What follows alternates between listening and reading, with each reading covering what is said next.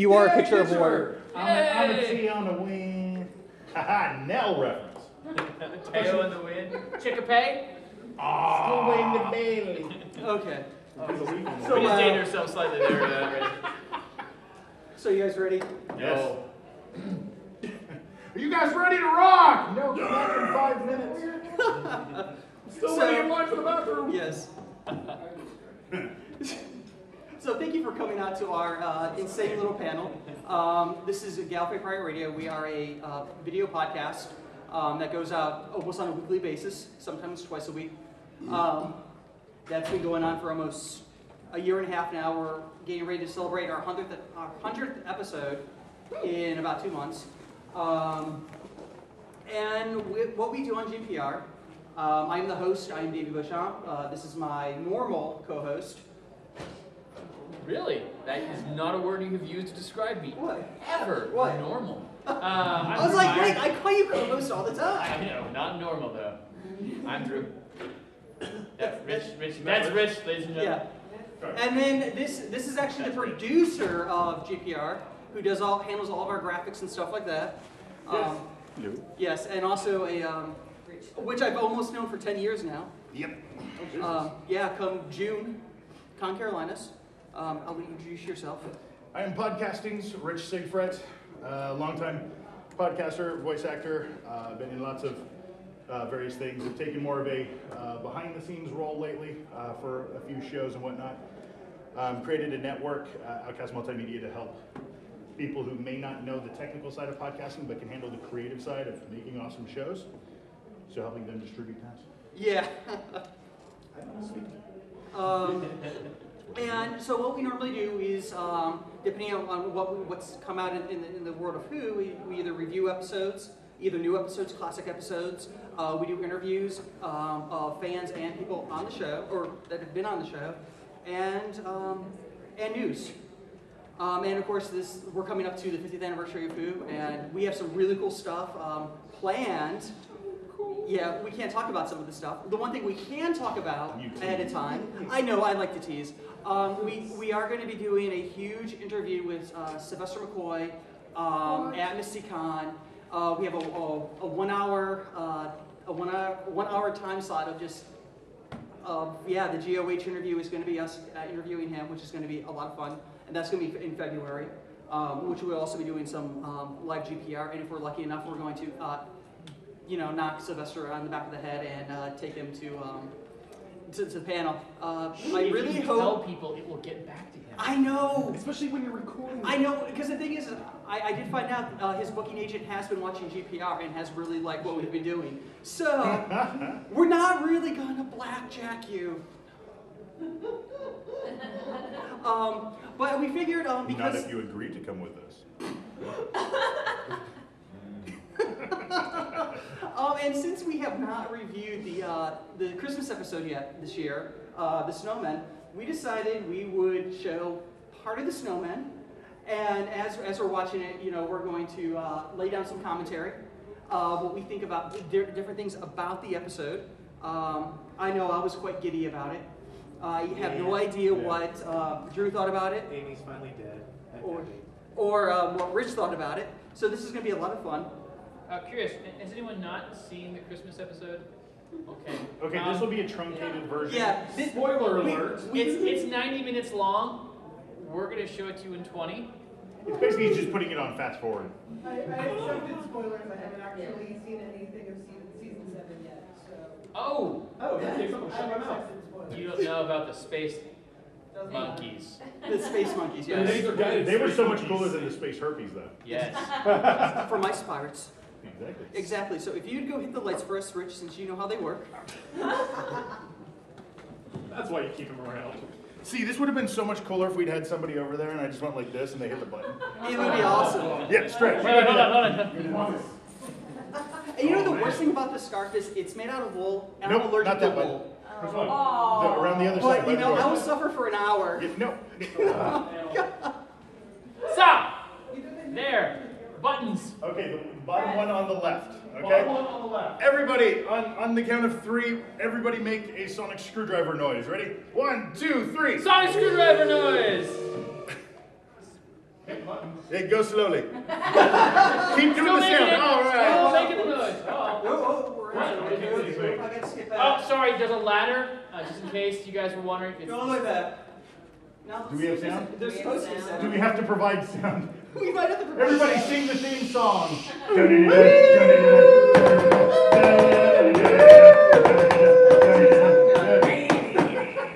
No, okay. Snow sounds. You keep making so sounds, so I try to They're silly. I'm a snowman. Ooh, That scary is not the tree. sound. I am your friend. They are silly. Don't talk to them. They're Make silly. snow sounds. Wait. You must take the one ring to Mordor, Frodo. Don't go through the closet door. Mr. Timmons is a dick. Let's try this. Let's see if this works. 50 years later, I'm still working on the same snowman. That child sucks. Well, he's building a snow globe, so Toss it's me fair enough. a screwdriver. Actual or Sonic? Sonic, because it has light, hopefully. Oh, no, that one's the UV light. That's not going to Oh, help thanks. I didn't know what you wanted. I thought you were doing a gimmick. I was not doing a gimmick. I was doing, let's make this thing work. Hopefully. Oh, fun fact, I used to go to a pub in London that Matt Smith used to work at. Oh, shit. And there's a snowman. Did you make your son? There we go. Well, it did. Because it wasn't there a second Oh, ago. shit, scarf. The hat may or may not be That's a so direct my, reference that's to my a new Patrick boot Trout cover episode. band. Oh shit, my scarf. You might have to argue with Toby Haydock about that one. What are you thinking of? This is Stephen Moffat's attempt to scare small children about everything that involves Christmas. What?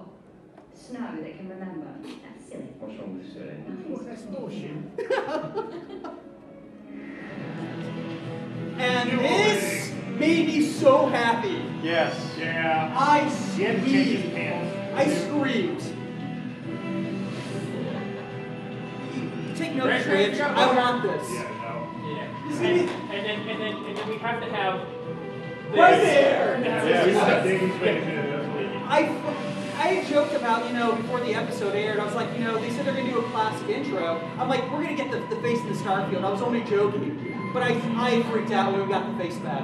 Listen, if we're doing this, I want to do the sex wave on the I gotta do it. Well, I can do that. It'll take me a while, but I'll do it. Paint my face silver, just go. I have often wondered about the activities of Dr. Simeon and his exceptionally secretive.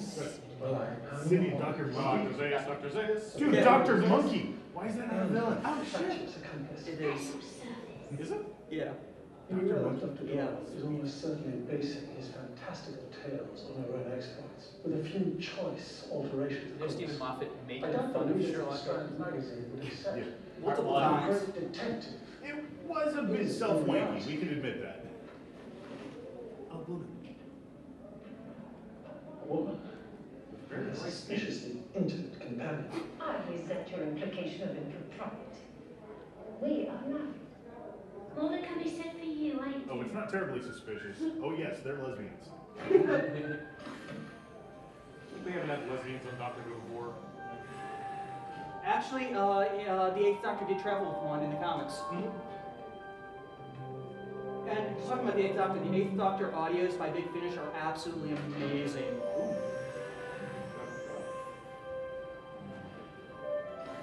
So we're going with if you thought Series 5 was a fairy tale episode, Christmas episode is just kind of It's very fanciful. very fanciful. This But it was is more serious than 7A, Yeah. oh, which I really liked.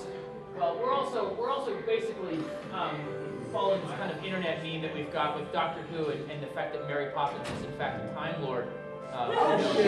Bow tie, bags bigger on the inside. Yeah. And so I think, I know, right? makes sense. Yes, so here we go. So I also think that James Bond is a Time Lord. Most definitely. He constantly regenerates new face. And come on, Timothy Dalton. No, 007 was just a code name. It's a different person every time. Yes. It would have been if it wasn't for freaking Skyfall. Yeah. Oh, Let's not talk about that ever again. And it's so funny because they actually do reference the issue with those stairs. Like, wow, you got up there pretty quick. Yeah. The collar on the inside. Sure, on the long side. So she said. Yeah, her reaction to the inside of the TARDIS is one of my favorites. Yes. Everything's priceless. I want to say more, but I can't wait to start building the TARDIS. I'm gonna put one together after I find out Lowe's will pre-cut the wood for me. A real one? Yes. Is it going to be bigger on the inside? Oh, most definitely. If I'm building it. Can we go on adventures through time? We already have, Rich. We already have. Wait, no. Dr. Who and The fact that I can't remember stretches of time around you is not the same thing. It's a Time Lord's wiping parts of your memory of our adventures, like Zoe and Jamie. I didn't know our doctor was called Rufu. Yes. This is not red wine. Madam Bastion will ask you questions. You will confine yourself to single word responses. One word just only. bowed out of Do you understand? Gallifrey 1 and Why? Truth is in Jenny. Miles of words, words. But Foster You will met be there. her? Yes. So we'll And when Richard you start come giving in again? distract. Why? Yeah, I know. I wonder why. Take your time. As you can tell, this edit is sort of one-sided. About Sally and about him. Yes. What do you want from him? Help. Smart. Danger. Why would he help you? Boobies. Kindness. The doctor is not. She runs very fast for a woman in a corset. That's, if nothing else, No. that's... That is a very appropriate skill. Not anyone, not ever. He stands above this world and doesn't interfere in the affairs of its inhabitants. He is not your salvation, nor your protector. Do you understand what I said? So one that I think you'll like, Davey, or maybe you won't like, I don't know, but Madame Vostra is essentially the new Brigadier. A long time ago. Well, I mean, they've talked about spin-offs of Who lately, and this is one of the things that they've been talking about, is Lady Vestra and Jenny. No, You gotta have Strax. You gotta have Strax. I see. Well, this is before they... That's actually the title of the show. You gotta have Strax. What is that again? Or Grenade. Grenade. Must-see TV after like Family It's a Matters? CW show. TLC. Right after Honey Boo Boo. No, that is her mom, isn't it? Isn't one of the potato head? No, Strax is Honey Boo Boo all grown up. Oh. Morning, sir. I saw me dressed early. Honey Boo Boo's mom is a We human are thumb. doctor's friends. We assist him in his isolation, but that does not mean we approve. Vostra is essentially the military commander that keeps the doctor in check, and she is kind of filling a Lethbridge Stewart role. Almost definitely. Tell him all about the snow and what fresh danger you believe it presents, and above all, explain why he should help you. Alright, where's this going? I like it. Yeah, my pants up. You're thinking it's impossible such a word exists, or that you could even find it. Let's see if the possibilities. I like that little stroke under the chin. I thought that she was going to say children. Yeah, I don't. This was a nice tease for the interior.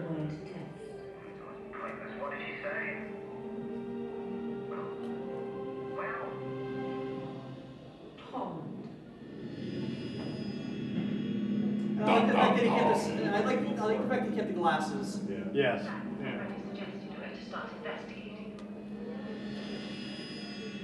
Am I going to have the nightmare tonight?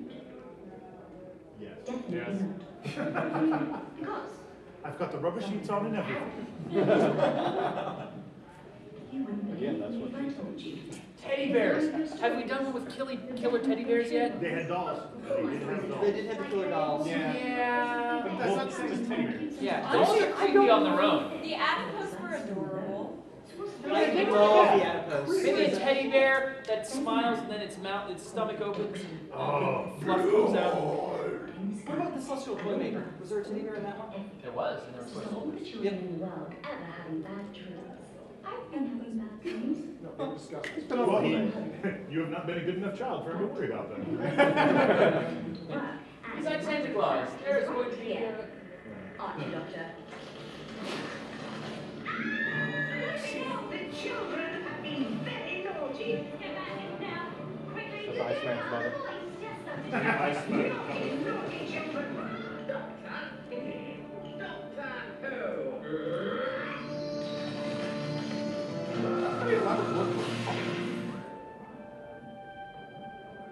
What is it? What's wrong? My tie's crooked. We've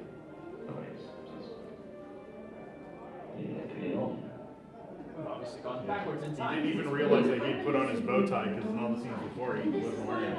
But you missed the line where it's gotten cooler in here. He goes, yes, they are kind of cool. Yeah. I was young. There you go. There's your scraps. There's Mama. I'm the Not a fast You'll person. She's a required name for days. I'm not engaging again. I'm under attack. You missed this, didn't you? A little annoyed that Bosco doesn't actually use her swords in the episode. If the snow gets hold of that creature on the stairs, it will learn to make more of them. It will build an army of advance. And it will be the last day of humanity on this planet. Yep, it's Christmas. Except for in all of the desert arid areas where there's... Wait, that's where you draw the fucking line in logic for Doctor Who? Wait, what was the line? It's the last day of humanity because of the snow, except for where it's warm and it would melt. The Sahara Desert.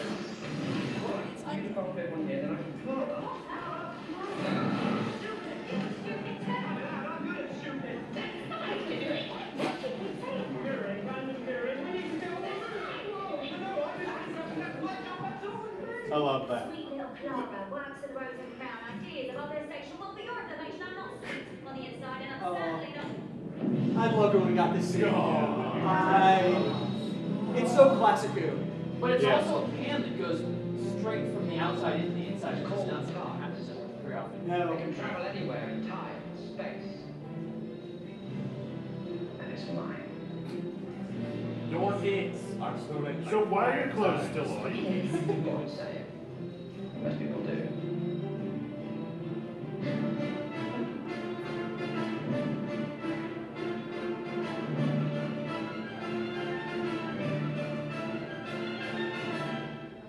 It's not on the outside.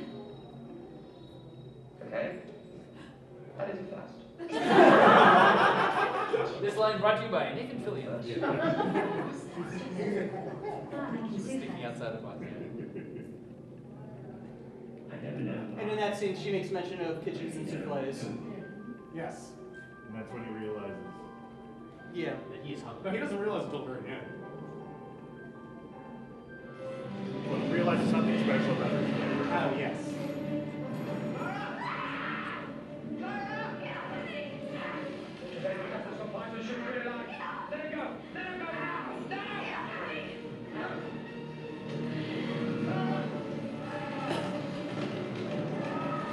I was 100% certain that she was going to have the umbrella and slowly sink down.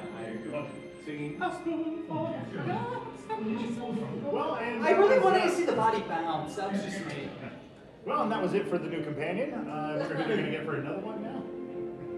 The shortest lifespan of a companion yet. Yeah. I don't know. Katrina was pretty short. She was, Well, she lasted 3 episodes. To be fair, she's lasted 1 episode twice. He's on the ice lake. Oh, God, that part was so brilliant. The whole London Underground aspect with the greater intelligence. Is that what you want? See you at the office. That guy seriously looks like Angus Scrimm, the guy who was the tall man in Phantasm. Yeah. Oh, God. It's creepy. Yeah. Has an orb in his hand, run. Yeah. We find out the tall man is an ood. I do not understand these You at the time you were back. honestly, the lunchbox was absolutely brilliant. Key strategic weakness in metropolitan And maybe who voiced the snow globe? The great intelligence? Magneto. Yeah, Magneto. We need to learn to No, I take think it was Gandalf. The ghost has perfect replication. Humanity. Magnoff. What's happening to his voice? Does it Magnoff. get away? Magnoff. Magneto. Yeah. Gambito. Sounds like a child. Of course it sounds like a child. It is a child. Simeon as a child. The snow has no voice without him. Don't listen to him. He's ruining everything. How long has the intelligence been talking to you? From the little boy. He was my snowman. He spoke to me. It just reflects back everything we think and feel and fear. You poured your darkest dreams into a snowman, and look what it became. Calvin Hobbes picture. There had to have been a couple snowmen out there like that, just as a gag. Carnivorous snow meets Victorian values. And something terrible is born.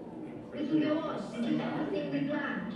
Oh yes, what a plan. Well, full of living ice people. Oh dear me. How very Victorian. What's wrong with Victorian values?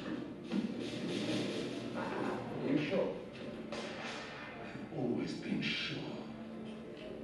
Since your entire adult life is about to be erased, no parasite without a host. Without you, it will have no voice. Without the governments, it will have no form.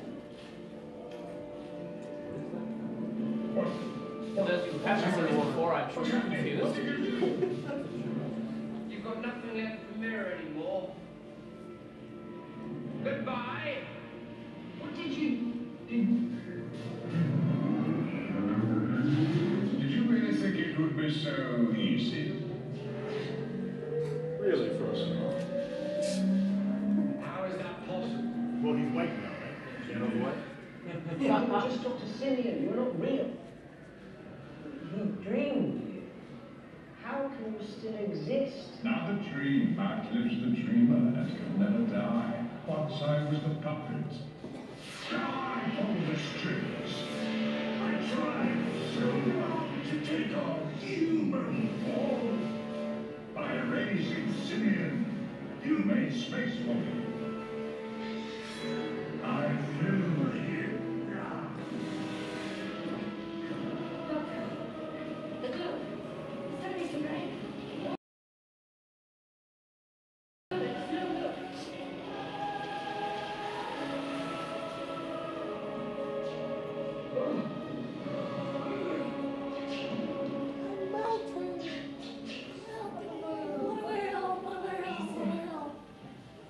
What happened? Snow mirrors, that's what it does. It's mirroring something else now, something so strong it's drowning everything else.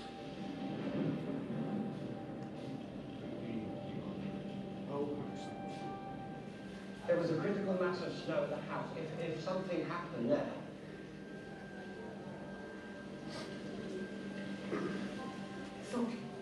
Saltwater rain. It's not raining. Jizz. It's crying. The only force on earth that could drown the snow. The whole family crying on Christmas Eve. Not any other day, just Christmas Eve. Yeah. It was Christmas. I'm pretty sure that's It was not Halloween, your you logic been was screwed. It was a girl. Never knew her name, her full name. Oswald Oswald, Junior Entertainment Manager, Starship Carrier. It's really a girl. Oswald. It was her. Run, you clever boy. Run, you clever boy. And remember. It was Souffle Girl again. I never saw her face the first time with the Daleks, but her voice, it was the same voice. Doctor. The same woman. They've got to be like, Twice. what the And she hell are you died. talking about? We weren't around What? for that adventure. Yeah, but they're like, So, like, everybody responds to the doctor's techno battle. Something. Right, you two stay here. Stay right here. Don't move an inch. Are you coming Stay back? here, in Victorian England. But where are you going? To find her. To find Clara. Lesbian lizard girl, blend in. Find her. Chameleon.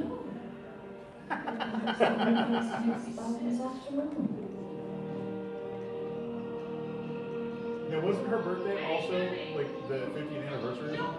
It's November 23rd, 1866, and it came out November 23rd, 1963. So it's different. It's like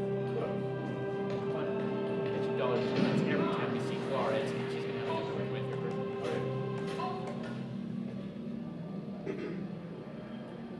Watch me run.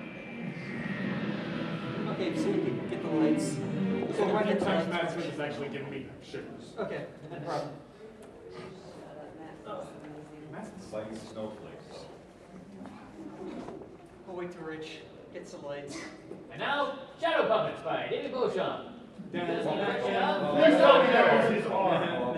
Oh no, it's the Colossus of it's the robot, the Cyber King, and Robo King, Cyber Puppets. Snowman. Do I have to and, use screwdriver noise? There we go. Trashing. Technical eyes. Okay. So Drew knows the format from here on out.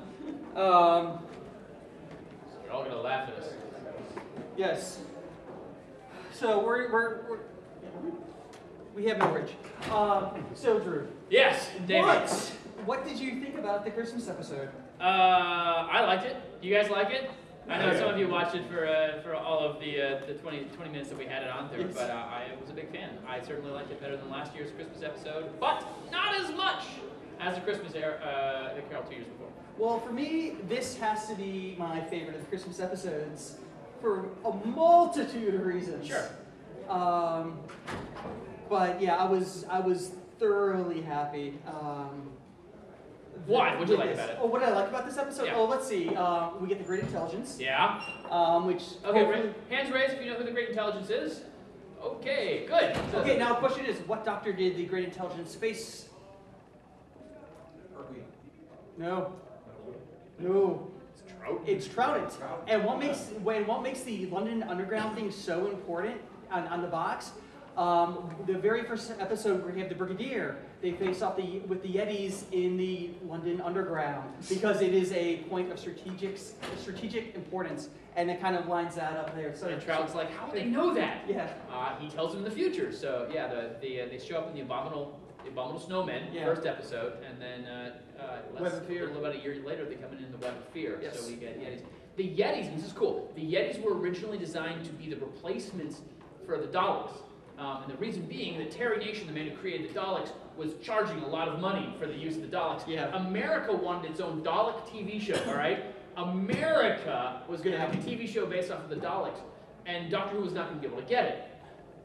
That, of course, fell through, but in the meantime, they needed a new bad guy, and the abominable snowmen, who are these giant furry beasts that there are robots underneath, became so popular, they tested so well that they thought, hey, this is going to be it. This is going to be our run. And there was going to be a third episode. It did not happen. No, very sad. But I'm really hoping that now that we have the Great Intelligence back, we might be setting up a new Yeti episode.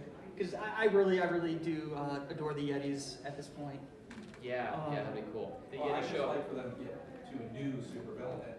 Other than the Daleks and the Cybermen. They keep going back to the Cybermen and the Daleks over and over again.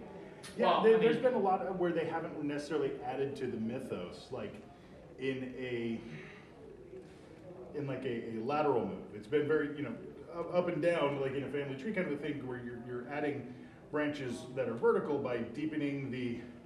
I lost the metaphor somewhere. Yeah, they need more bad guys. So you trees. He likes trees. They need more bad guys. Daleks don't count. Look, in the last couple of years, we've gotten the Weeping Angels and we've gotten the Silence, and I think it's safe to say that they're pretty decent villains. You can't keep on going to the well with the Daleks every single time.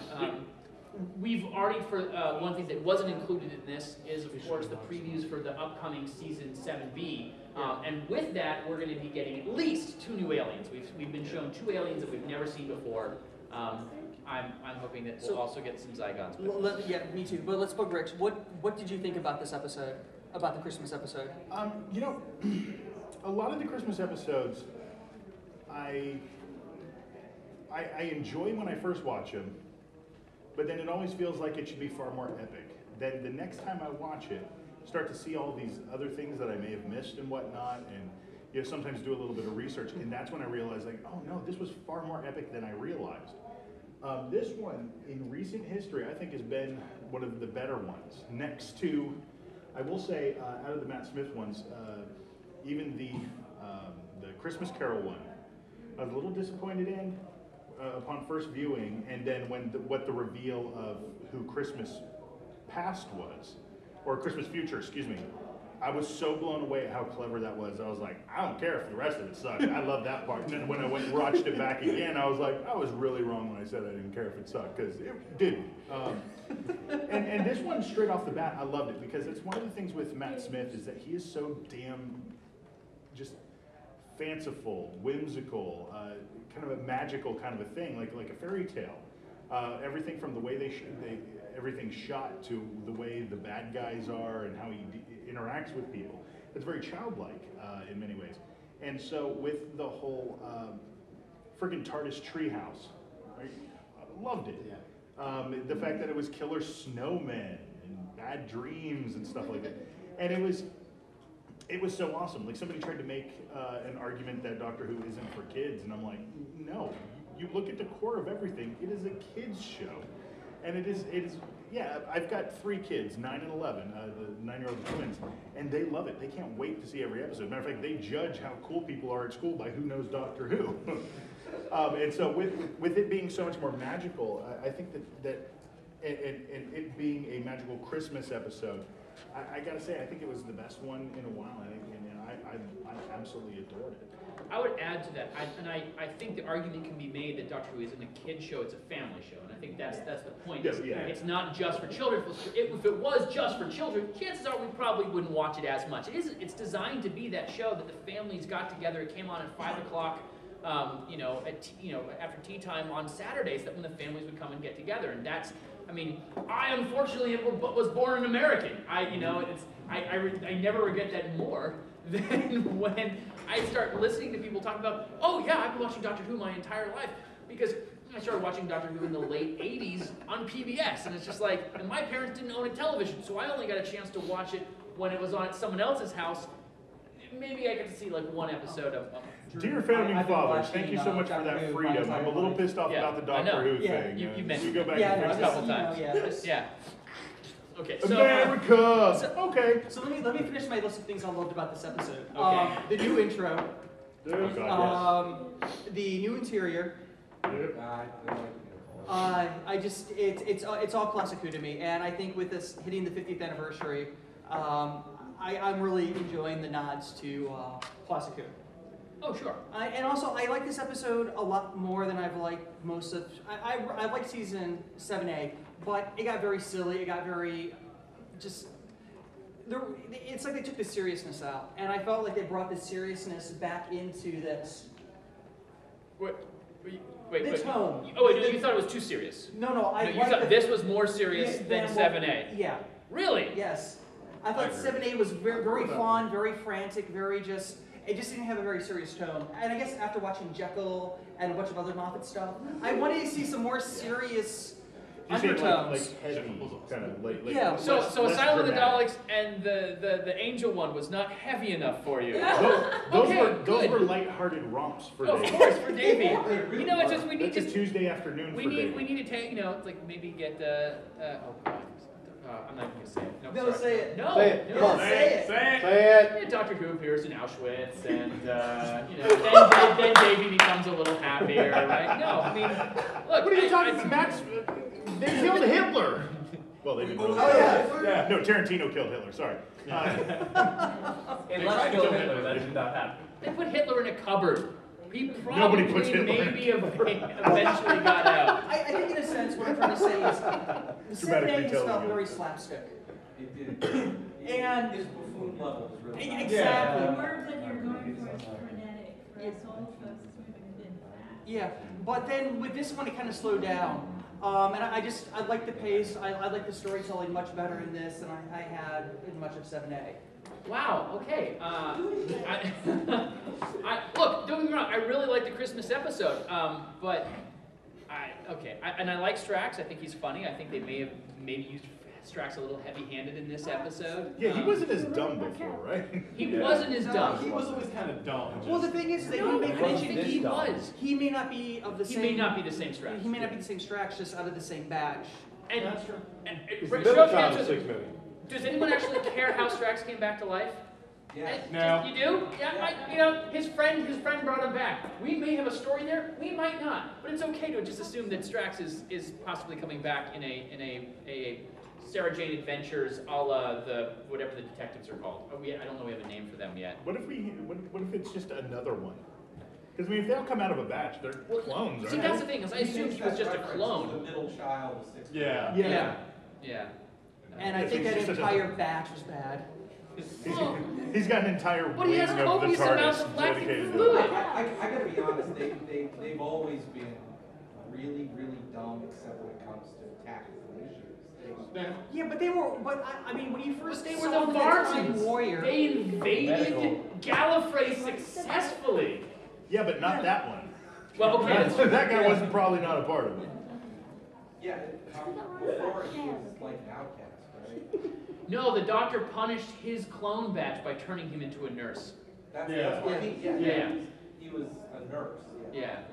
And he was a nurse to add heaviness to A Good Man Goes to War with his death scene with Roar, with Roar and the Parallels. So, what didn't you like about May I? the Snowmen? I thought that, and I liked the fact that we got introduced to what could possibly be the best companion of the new series we relaunched. I have a feeling that Jenna Louise Coleman really could have some staying power, I hope, assuming that she doesn't die at the end of every episode and become Kenny or Rory. You killed Oswin, you bastard. How many times are we going to get a first Oswin goes into the TARDIS for the first time? So I don't know. We'll see. But every episode. And I have a theory about her too, but we'll get to that. What I didn't like is I don't think the enemies. I didn't feel like a threat. I felt it was you can never waste Ian McKellen because just having him there is awesome. But you have the iconic Richard E. Grant. And he was great, and I don't think they used him very well. He just kind of went, I am mildly menacing, and not doing anything. And I think someone made the point that he underplayed his role because everything else was going on and they had to fit it in. But well, they tend to do that a lot with the more well-known guest stars. Mm-hmm. They did that with Simon Pegg. They did that with Anthony Stewart Head. They've done that with a few where they just kind of don't use them as much or at least as much as we want. Did they use him enough for the story? I think he was fine for the story, yeah. But when you think about Gambon as Kazran from the Christmas Carol 2 years ago, he's kind of technically the villain. I mean, let's face it, he is. He's the problem. It's not the shark. The shark pulls a sleigh. But you guys remember the episode when the TARDIS jumped the shark, right? Right. Literally. And, either or, I was cool with it. If I had moved to a place where it didn't snow, I would have made a snow shark sled, and just yes, that would have been awesome. But the great intelligence. I'm supposed to make an assumption here, people. We're gonna see the great intelligence again. Oh yeah. If that was it, the bad wolf. Yeah. He's going back to that old formula. It's a good one. I agree. And here's the thing. If you don't know what the great intelligence is, that's no problem. You're probably going to find out. If you know what it is, you get an added benefit. And that's the thing is, I think what they're doing with these nods to the past is they're not heavy-handing it. We're not getting fan wank. We're not getting something where you don't know what's going on, you're lost.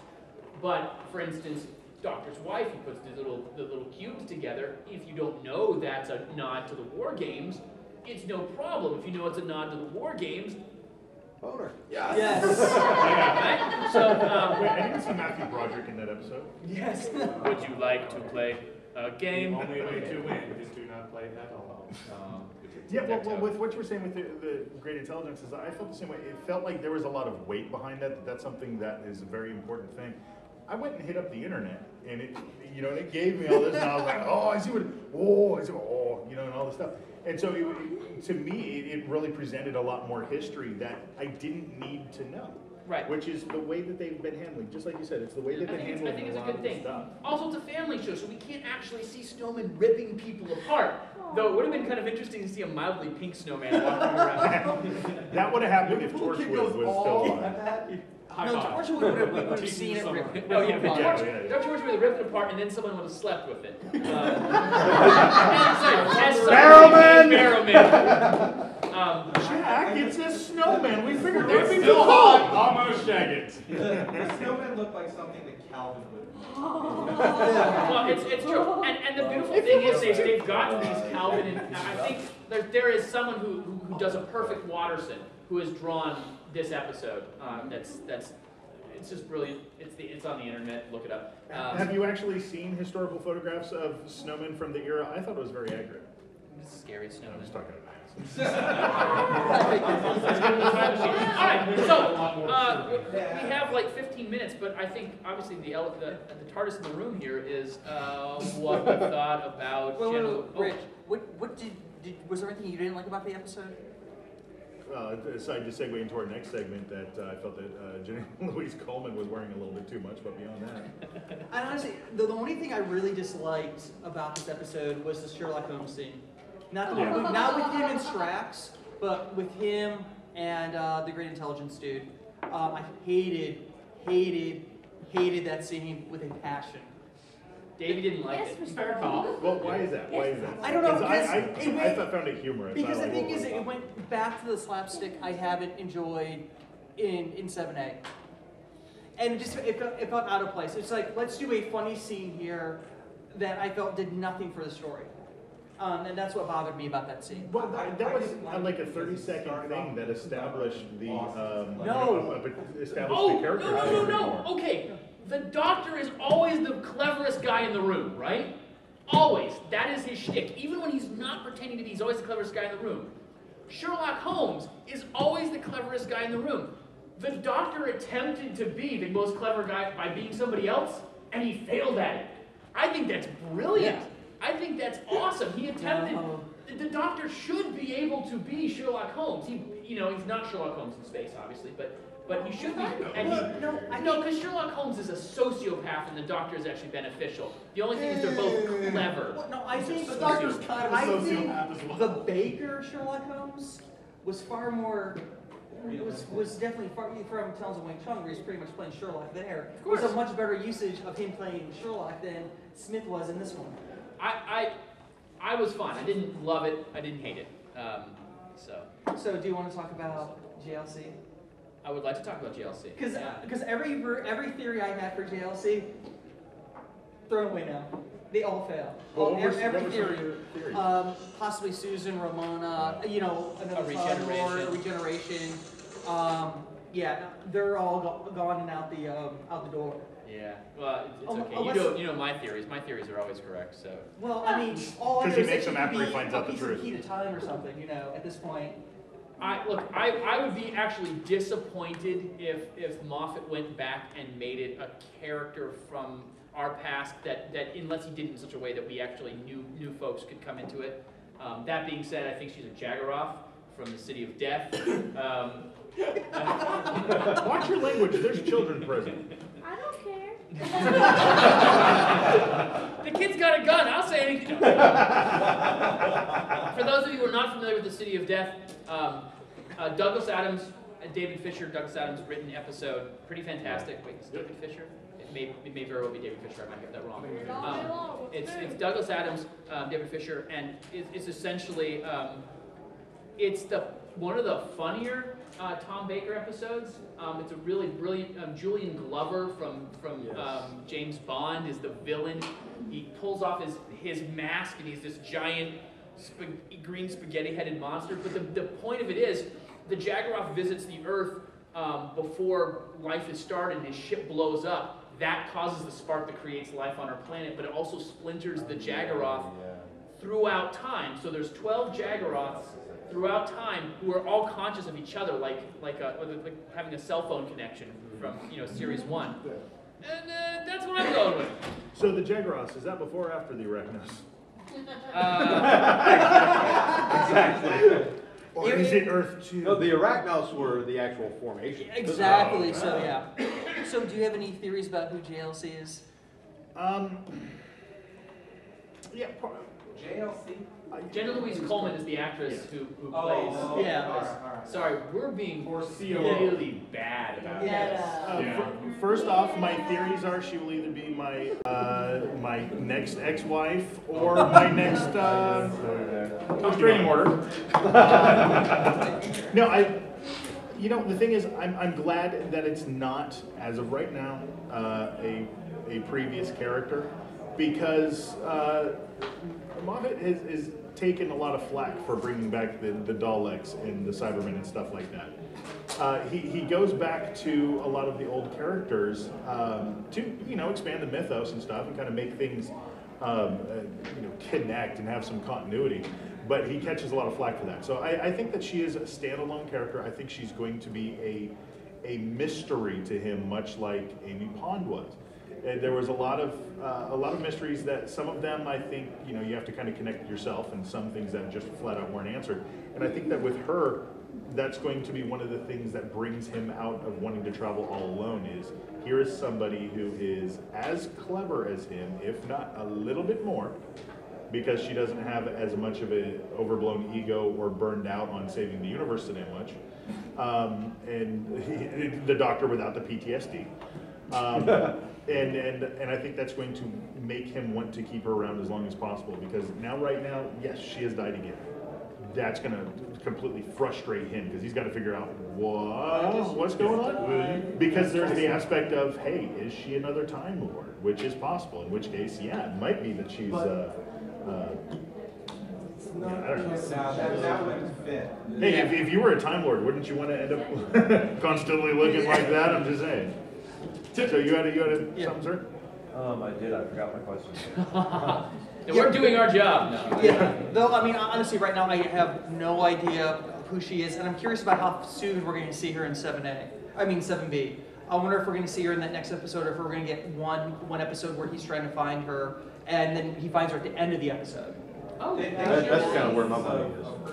Exactly. I mean, Right. we know she's in But we're 7B. getting we don't know 8 when more that episodes. Yeah, we just for don't know. 7B. We don't know Plus where. A special, a 50th anniversary. Yeah. At least one special, possibly more. Yeah, So yeah. we're getting the continuation of the season, and then on November 23rd, we're going to get at least one, maybe more specials. They will not say one way or the other, but we do know that there is a 50th anniversary special. But there's And one thing that's also interesting is I've been really big into the Big Finish audios, and they have gotten the rights starting this month, all leading up to the to November, to release one audio drama by each of the Doctors. And once we get to Baker, Baker will actually be in it. But leading up to that, we get some of the former companions. But this might be the first. This is the first time they're actually going to be able to do stuff with the Eccleston Doctor.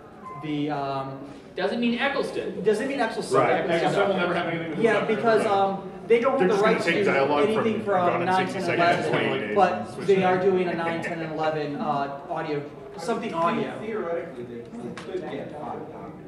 Yeah. Well, no, actually, and what they're releasing in November is they're getting all the classic Doctors that are still alive, and they're doing this massive 2 CD audio story. Because I gotta say, the Big Finish stuff has absolutely been amazing audio-wise. I would like to see Paul McGann in a movie special. Time Weaver. That would. What we know about McGann is, if he does appear, he's going to be in the new outfit. For those of you that don't know, McGann actually went through a costume change during the Big Finish audios. It went to something that looked much more like Eccleston's outfit. He has like this sort of weird brown leather bomber jacket and messenger bag, and he wears blue jeans.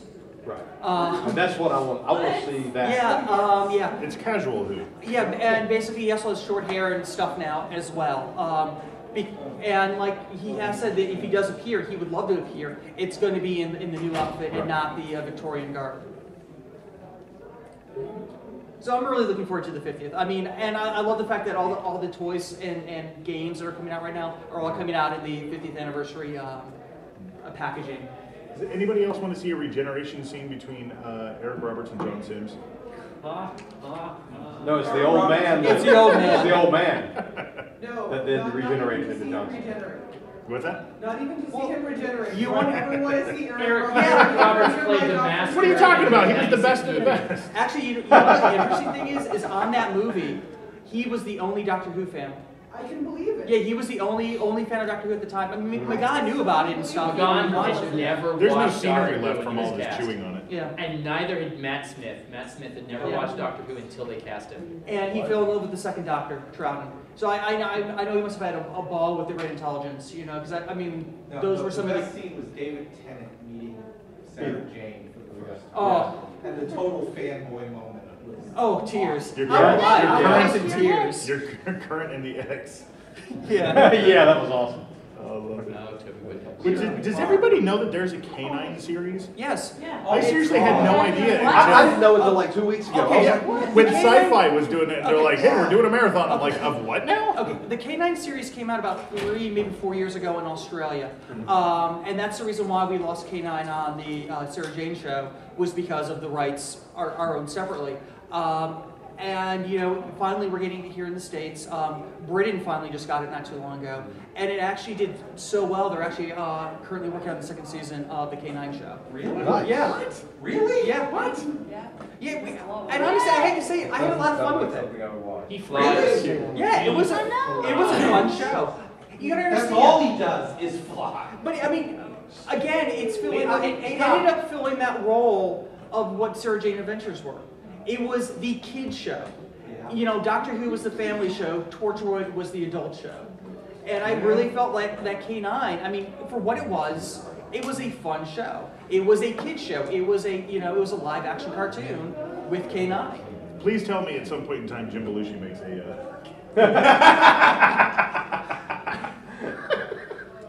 He was in the movie K9. Yeah, I know. It's a buddy cop. I'm telling you, man, it'd be awesome. So we're almost out of time here. Do you have any last words you want to say about Doctor Who, the 50th, the Snowmen? The jury's still out on the new TARDIS interior for me. It's kind of, you're off the show. Go.